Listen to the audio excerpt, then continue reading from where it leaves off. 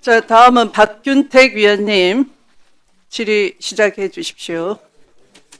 네, 질문하겠습니다. 좀 전에 첫 질의에서 조모 의원님께서 법사위원장님을 비난하는 발언을 잔뜩 하셨습니다. 이게 국정감사인지 아니면은 법사위 감사인지를 모르겠습니다. 인신공격 대신에 국감의 목적에 충실한 회의가 진행되기를 기대하면서 질의를 시작하겠습니다. 법무부 장관님께 먼저 질의드리겠습니다. 예. PPT 좀 띄워주시겠습니까? 좀 전에 국힘의 주모 의원께서 중국인 단체 관광객 무비자 입국과 관련해서 간첩 면허증이라고 떠들고 있었습니다. 한동안. 그런데 막상 자료를 한번 보니까 작년에 본인이 부산 지역 크루즈 관광 활성화가 기대된다고 홍보를 많이 했던 자료가 드러납니다. 그래서 지금 조롱의 대상이 되고 있습니다. 본인이 작년에는 잔뜩 홍보를 해놓고 이제 와서 간첩 면허증이라고 얘기를 하면 되겠습니까? 그리고 이 부분을 제가 한번 팩트 체크를 하기 위해서 장관님께 먼저 여쭙니다. 네. 내용을 한번 봐보십시오.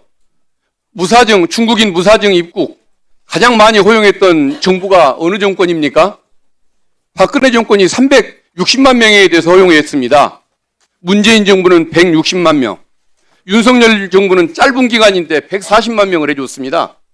주로 국힘 정권에서 저렇게 잔뜩 허용했는데 그게 간첩 면허증이니 뭐 살인자를 강력범죄자를 끌어들이는 거라니 이런 식으로 공격적인 태도를 취하는 것은 문제가 있는 거 아닙니까? 저 사실관계로 분명히 지금 이재명 정부의 무비자 정책을 비난하는 것은 옳지 않다고 생각하는데 장관님 느낌이 어떠십니까? 어쨌든 정부의 중국 관광객 무비자 정책은 지금 이재명 정부가 시작된 건 아니고요. 지난해 정부의 관광 활성화 정책에 따라 갖고서 지난 12월에 한덕수 총리 주재하에 관광 활성화 대책회에서 결정이 돼 갖고 올해 3월에 최상훈 부총리 하에 정책 결정 모임에서 결정됐던 겁니다. 그에 따른 거고요. 저희들은 좀 걱정하시지 않게 사전 저희들이 명단을 받아갖고 점검해갖고 혐의자들을 좀 걸러내고 있습니다. 그리고 그 이전까지는 전담 여행사 지정 취소하는 게 이탈률 5%였는데 2%는 낮췄습니다. 낮췄고 이번에도 물론 현재까지 8명 이탈해갖고 4명은 체포를 했습니다. 체포를 했는데 현재까지 이탈률은 1% 이하입니다. 더 철저히 관리할 것이고요. 다만 이제 중국 관련해서는 중국의 사실 이제 우리 조선족 동포들이 많이 왔다 갔다 하지 않습니까? 그래서 절대적인 출입 인원이 많기는 하지만 사실은 불법 체류라든가 이거는 중국이 제일 많지는 않습니다. 동남아 국가, 특정 국가 이러면 되지 않아요. 동남아 국가 두 군데가 더 많습니다. 그래서 어쨌든 간에 의원님들이 염려하시는 우리 사회 불안이라든가 또는 범죄의 증가에 영향을 미치지 않게 최선을 다해 저희들이 잘 관리하겠습니다. 예, 어쨌든 관광 관련해서 경제 활성화를 위해서 최선을 다하고 있는 정부를 상대로 색깔론을 펴는 이런 구태의연한 정치, 여기에 대해서는 법무부에서 강력하게 대응 좀 해주시면 감사하겠습니다. 예, 잘 설명하도록 하겠습니다. 예, 우리 헌재 사무처장님께 질문드리겠습니다. 헌법교수로 재직하시다가 사무처장으로 와서 일하시는 소감이 좀 어떠십니까? 전혀 제가 예전에 헌법재판소에서 근무했기 때문에 전혀 다르지는 않습니다만 업무의 성격이 좀 다르기 때문에 잘 적응하려고 노력하고 있습니다. 예, 어쨌든 최고의 헌법 전문가가 사무처장으로 와 계셔서 든든한 생각이 듭니다. 지금 이제 법원이 법관에 의한 재판을 넘어서 법관을 위한 재판을 한다는 비판을 받습니다. 또 사법부를 위한 법원을 위한 아성을 쌓고 있다라고 비판을 받습니다. 반면 헌법재판소는 어떤 헌법 정신에 충실하게 국민 주권주의 원칙을 달성하기 위해서 노력하는 모습을 보입니다. 그러다 보니까 법원의 재판에 대해서도 헌법 소원 제도를 도입하자, 이 재판 소원 제도에 대한 어떤 공감대가 많이 확산되는 것 같습니다.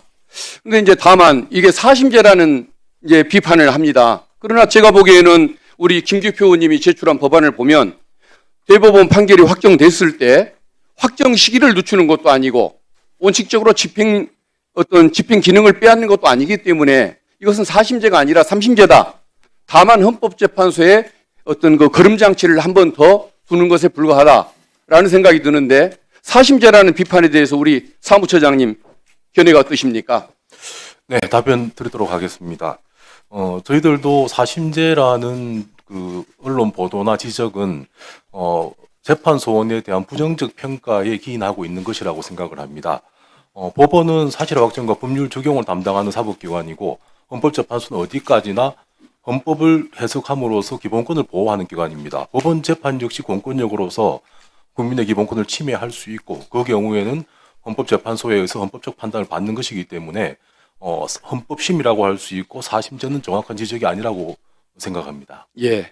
그리고 이제 또 하나 그 우려가 헌법재판소가 너무 업무가 폭증하는 거 아니냐, 감당할 수 있겠냐, 이게 이제 두 번째 우려인 것 같은데 여기에 대한 견해는 어떠십니까?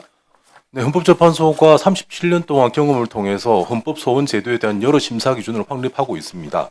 재판소원도 사실상 헌법소원의 한 유형이고 그 경우에 헌법재판소 재판부는 사실상 여러 가지 심사 기준을 적용해서 어렵지 않게 사건을 해소할 수 있을 것이라고 생각을 합니다. 다만 사건이 폭주함으로 인해서 생기는 행정적인 부담 이런 것들은 부정할 수 없을 것 같습니다. 예, 알겠습니다. 어쨌든 좀 여기에 그 우리 민주당에서 발의한 법안에 대해서 사심제 비판, 업무 폭증 비판 이런 우려를 씻을 수 있도록 좀 더 세부적이고 전문적인 보완 의견을 주시면 그걸 입법에 잘 반영하도록 한번 노력을 해보겠습니다. 네, 그렇게 하도록 예, 연구 좀 많이 좀 해주시면 고맙겠습니다. 행정처장님 질문 드리겠습니다. 예. 제가 영장 예.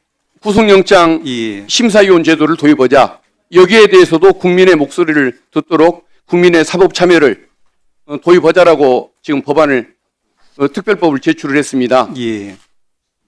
여기에 대해서 어떻게 생각하십니까? 영장 참여재판제도 말씀하시는 거죠? 예.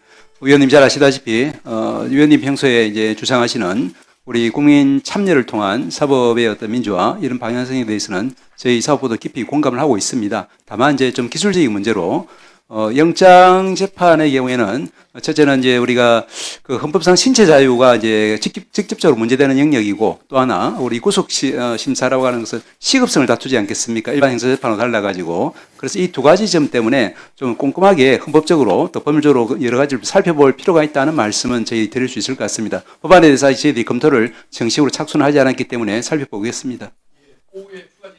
예.